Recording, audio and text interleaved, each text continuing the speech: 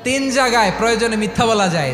এক নাম্বার, আপনার ওয়াইফকে খুশি করার জন্য, সে একটু এরকম না বলে একটু কৌশল করে বললে খুশি হবে, ওটা বলা যায়। দুই নাম্বার, জীবন মরণের ব্যাপার, যান বাঁচানোর জন্য একটু কৌশল করে ঘুরিয়ে বললেন, এটা জায়েজ। তিন নাম্বার, দুইজন ঝগড়া লাগছে তাদেরকে মিলিয়ে দেওয়ার জন্য কৌশল করে একটু মিথ্যা বলা, ঘুরিয়ে বলা যায়। দুইজনের মধ্যে দেখলেন যে সম্পর্ক খারাপ, একজনরে বললেন, ভাই সে তো ওই দিন আপনার ব্যাপারে অনেক প্রশংসা। কি আমার ব্যাপারে প্রশংসা? কি বললো? এই বললো আপনি নাকি এই করছেন ওই করছেন, অনেক প্রশংসা। লোকটার মন খুশি হয়ে যাবে তার ব্যাপারে, ঠিক কিনা? আবার তার সাথে যার ঝগড়া, ওরে যে বলুন, ভাই ওই দিন তো সে আপনার অনেক অ্যাপ্রিসিয়েশন করলো, অনেক। সে তো অবাক, কি রে বলে কি? এই যে দুইজনের ব্যাপারে দুইজনের একটু ভালো ভালো কথা বলে দিচ্ছেন, একদিন দেখবেন রাস্তা দিয়ে হাঁটার সময় একে অপরকে সালাম দিয়ে ফেলছে, সালাম দিয়ে বুকে জড়ায় ধরছে, আছে না নাই?